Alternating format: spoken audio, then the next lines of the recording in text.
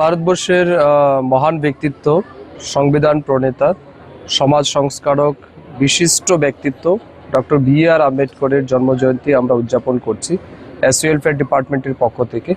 তো আজকের এই বিশেষ দিনে আমি প্রথমেই ডক্টর বি.আর. আম্বেদকরের প্রতি আমার বিনম্র শ্রদ্ধা এবং সম্মান নিবেদন করছি। Doctor B.R.. আম্বেদকর শুধুমাত্র সংবিধান প্রণেতা বা ভারতবর্ষের একজন বিশিষ্ট আইনজীবী বা ভারতবর্ষের স্বাধীন ভারতের প্রথম আইনমন্ত্রী এমনটা নয়। তিনি প্রতিটা ভারতবাসীর জন্য একজন অনুপ্রেরণার স্রোত।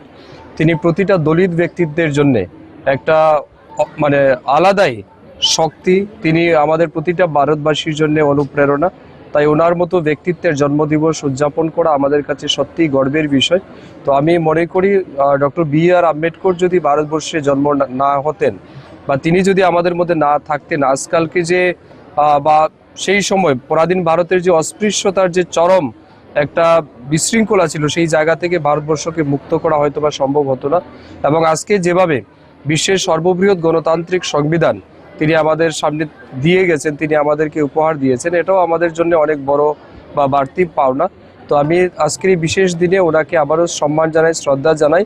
এবং যুবকদের প্রতি আমার আবেদন থাকবে ডক্টর বি.আর. আম্বেদকরের যে লাইফ স্ট্রাগল বা হিস্ট্রি সেটা জানা, সেটা বোঝা, তিনি কিভাবে জিরো থেকে হিরো হয়েছেন আমাদের দেশের সামনে, সেটা কিন্তু তার জীবনী থেকে আমরা পাই। তো তিনি স্বাভাবিকভাবে আমাদের প্রতিটা মানুষের জন্য অনুপ্রেরণার স্রোত। তিনি আমাদের কাছে উন্মাদনার বিষয়।